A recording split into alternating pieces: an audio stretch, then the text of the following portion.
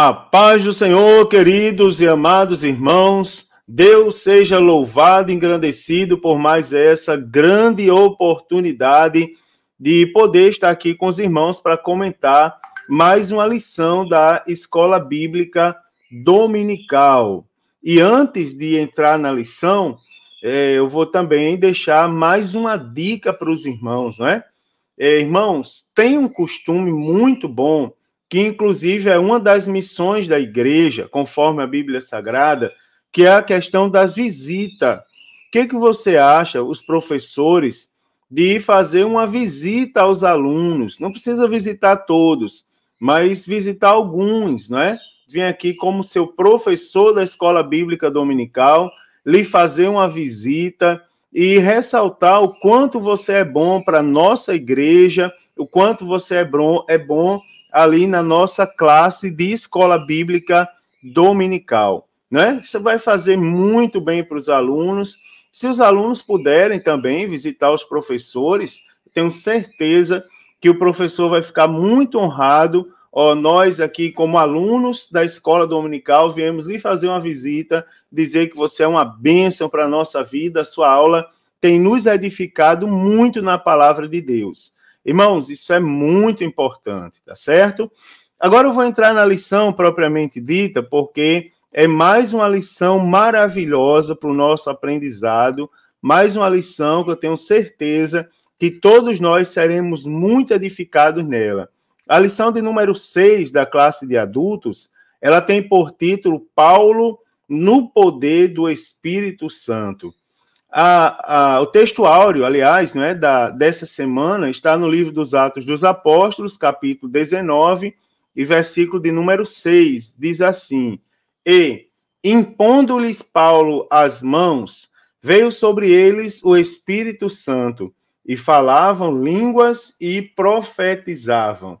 A verdade prática diz: uma vez movidos no poder do Espírito, podemos ser bem-sucedidos na missão de pregar o evangelho a toda criatura. Não é, irmãos? Coisa maravilhosa. Movidos no poder do Espírito Santo para pregar o evangelho a toda criatura. A leitura bíblica está no livro dos Atos dos Apóstolos, capítulo 19, versículos de 1 a 7, diz assim: E sucedeu que, enquanto Apolo estava em Corinto, Paulo, tendo passado por todas as regiões superiores, chegou a Éfeso e, achando ali alguns discípulos, disse-lhes: Recebestes vós já o Espírito Santo quando crestes? E eles disseram-lhe: Nós nem ainda ouvimos que haja Espírito Santo. Perguntou-lhes então: Em que sois batizados então? E eles disseram: No batismo de João. Mas Paulo disse: Certamente João batizou com Espírito, com o batismo do arrependimento, dizendo ao povo que cresce no que após ele havia de vir, isto é, em Jesus Cristo. E os que ouviram foram batizados em nome do Senhor Jesus. E, impondo-lhes Paulo as mãos, veio sobre eles o Espírito Santo, e falavam línguas e profetizavam. Estes eram, ao todo, uns 12 varões. Amados irmãos, nessa maravilhosa lição, eu quero começar definindo com os irmãos a palavra poder. Depois, nós vamos estudar a experiência do apóstolo Paulo, pontuando a cura da sua cegueira e o revestimento de poder que o apóstolo Paulo experimentou.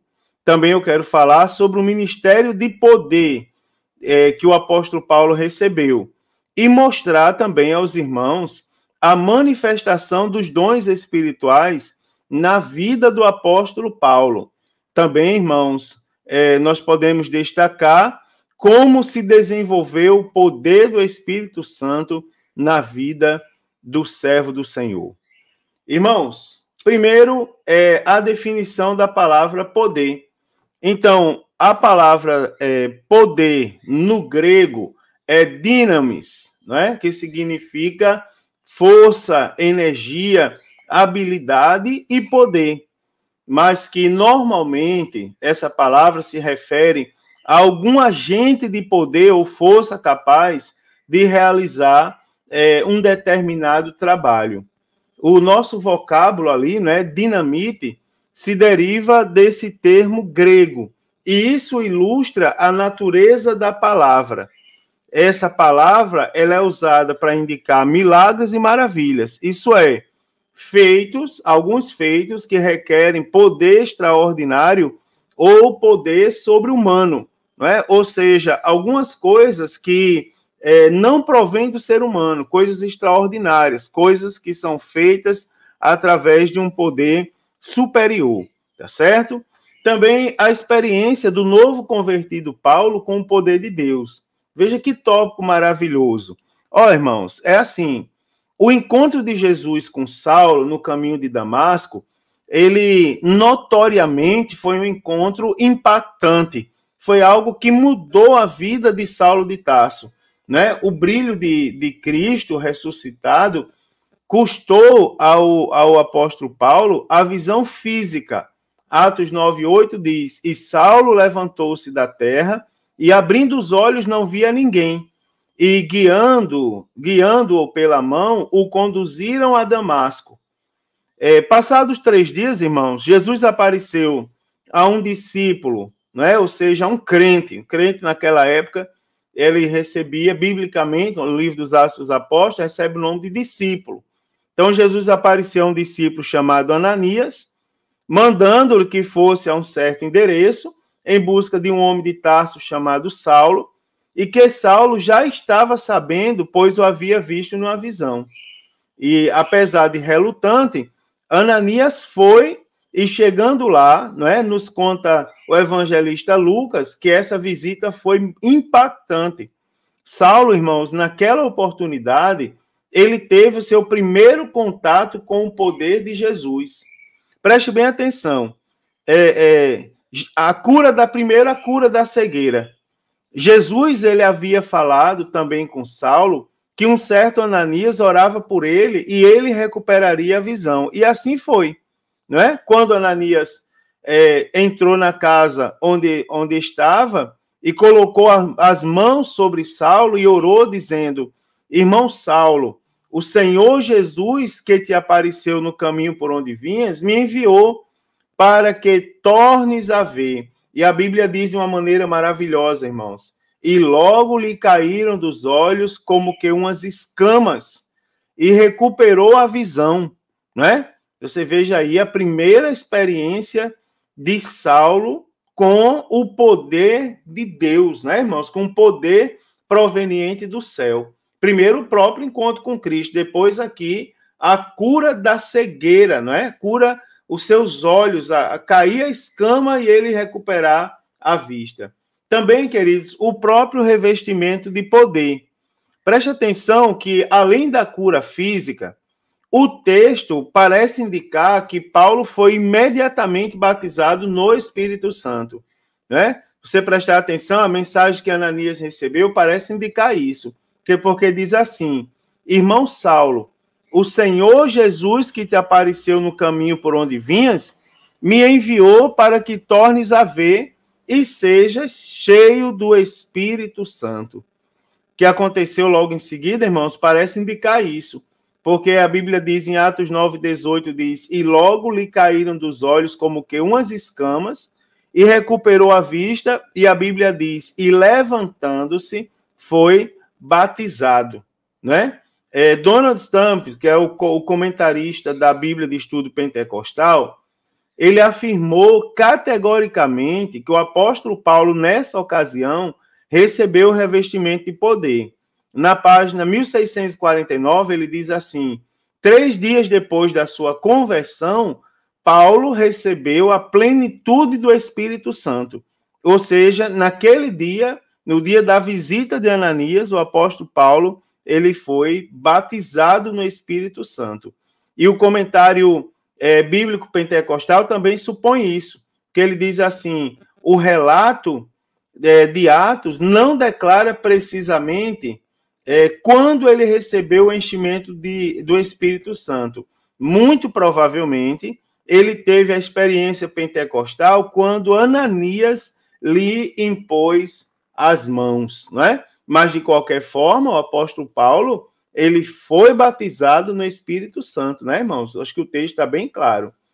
Terceiro ponto é o apóstolo Paulo recebendo um ministério de poder. Preste atenção, irmãos, aqui como é interessante.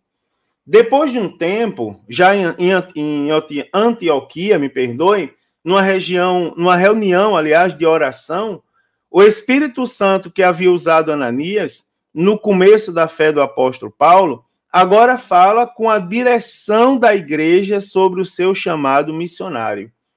Paulo e Barnabé foram enviados pelo Espírito e cheios do Espírito. E o resultado, irmãos, foi uma explosão de milagres, maravilhas e conversões, como eles mesmos contaram assim que voltaram, trazendo um relato missionário. Lá em Atos, capítulo 15, versículo 12, onde diz assim: então toda a multidão se calou e escutava Barnabé e a Paulo, que contavam quão grandes sinais e prodígios Deus havia feito por meio deles entre os gentios. Que coisa maravilhosa, né, queridos? E vamos observar que o relato do evangelista Lucas em Atos e os relatos do próprio apóstolo Paulo em suas cartas, em suas epístolas, mostram que Deus lhe deu um ministério repleto do poder do Espírito. Então, a gente pode relatar aqui algumas experiências. Por exemplo, em Listra, né, na região e nas regiões da Galácia, em Atos capítulo 14, do 8 ao 10, em Gálatas 3 e 5, em Filipos, né, está registrado em Atos 16, do 16 a 18, em Corinto, né, conforme relata 1 aos Coríntios, capítulo 2, versículo de 1 ao 5, em Tessalônica, conforme 1 aos Tessalonicenses, capítulo 1, versículo 5, em Éfeso, conforme Atos 19, versículos 11 e 12, e a caminho de Roma, conforme Atos dos Apóstolos, capítulo 28, versículos 8 e 9. Então, especificamente em Éfeso, uma cidade que era mergulhada na idolatria, na feitiçaria e na prostituição, Deus se utiliza do apóstolo Paulo de forma extraordinária, irmãos. De maneira que toda a Ásia ouviu a palavra de Deus e multidões vieram a Cristo. Né? Isso é uma coisa maravilhosa. Até mesmo o comércio, que naquela época, segundo a Bíblia, vivia de vender estátuas da deusa Diana, sofreu uma queda, pois os convertidos, eles abandonavam a idolatria porque criam na palavra que o apóstolo Paulo pregava, não é? Também a gente pode relatar o apóstolo Paulo e os seus dons espirituais, né? Os dons espirituais de Deus evidenciados ali na vida do apóstolo do Senhor. Então, a gente tem, o apóstolo Paulo, ele foi um homem indiscutivelmente muito usado no poder do Espírito Santo. Então, por meio do registro lá em Atos dos Apóstolos e também nas epístolas paulinas, nós podemos perceber evidências de boa parte dos dons espirituais na sua vida. Eu vou citar aqui, irmãos, e vou deixar como missão para cada um de vocês pesquisar, tá certo? Conferir cada referência dessa. Por exemplo, aqui eu tenho uma lista dos dons espirituais e as evidências desses dons na vida do apóstolo Paulo. Por exemplo, a variedade de línguas, lá em 1 Coríntios 14, 18. O dom de profecia, em 1 Timóteo, capítulo 4, do 1 ao 3. Os dons de curar, né, irmãos? Atos 28, 8 e 9. Também o dom da fé, em Atos 14, do 8 ao 10. As operações de maravilhas, não é? A gente pode ver em Atos 15, versículo 12, também Atos 19, versículos 11 e 12. A palavra da sabedoria, em 1 aos Coríntios, capítulo 6, dos versículos 1 ao 8, e também em Colossenses, capítulo 1, versículo 28. A palavra do conhecimento, em Atos 20, versículos 22 e 23, e também segunda aos Coríntios, capítulo 11, versículo 6. E também o discernimento de espíritos, né? Atos, capítulo 16, dos versículos 16 ao 18. Essas referências O aluno pode ler, conferir na sua Bíblia, tá certo? Ali eu já conferi, tá tudo certinho. Você vai lá, confere, e o professor ele pode dar como missão, distribuir aí para cada aluno um desses dons espirituais e a referência da evidência do dom na vida do apóstolo Paulo e mostrar aos alunos na sala de aula, com certeza vai ser algo muito rico, né, irmãos? Vai ser algo muito proveitoso. E para terminar, o quinto ponto é o apóstolo Paulo e o poder do Espírito Santo. Presta atenção, irmãos, que o apóstolo Paulo pregava um Cristo de poder, tá certo? O apóstolo Paulo pregava um Cristo de poder. Então, embora o Cristo crucificado fosse a mensagem central de Paulo, foi a ressurreição de Cristo que o declarou Filho de Deus em poder.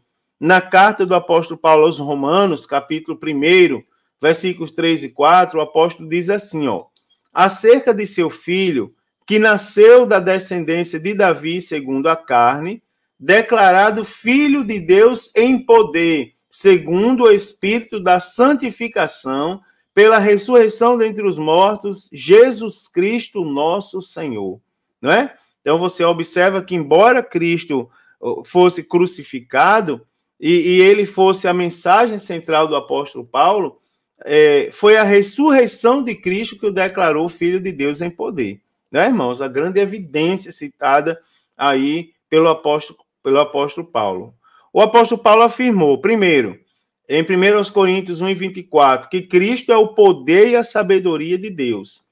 Também em Efésios, capítulo 1, versículo 1, ele diz que Jesus se encontra acima de todo principado e poder. Também, queridos, em Filipenses, capítulo 3, versículo 21, diz que Cristo tem o poder de sujeitar a si todas as coisas, pois segundo 1 Timóteo 6:15, único poderoso Senhor. Que maravilha de Deus, né, querido? Segundo, o apóstolo Paulo, ele pregava também um evangelho de poder. Romanos 1:16, né? O apóstolo Paulo considerava o evangelho poder de Deus, quando ele diz, porque não me envergonho do evangelho de Cristo, pois é poder de Deus para a salvação de todo aquele que crê. Primeiro do judeu, também do grego. Né? Então, o apóstolo Paulo, ele deixa muito claro nos seus registros que a palavra da cruz ela parecia ser loucura para os que não criam, mas para os que criam era poder de Deus. Então, a gente percebe que, ao contrário dos oradores gregos, cujos discursos eram cheios de eloquência e filosofia, né, irmãos, e conhecimento humano, o apóstolo Paulo não baseou a pregação evangélica em palavras persuasivas de filosofia, ou seja, de sabedoria humana. O apóstolo Paulo, ele pregou revestido do poder de Deus, pois o objetivo do apóstolo Paulo não era querer fãs, era ganhar almas para Jesus, né, irmãos? Que exemplo a ser seguido nos dias atuais. O intuito do apóstolo Paulo era conduzir almas à presença de Cristo.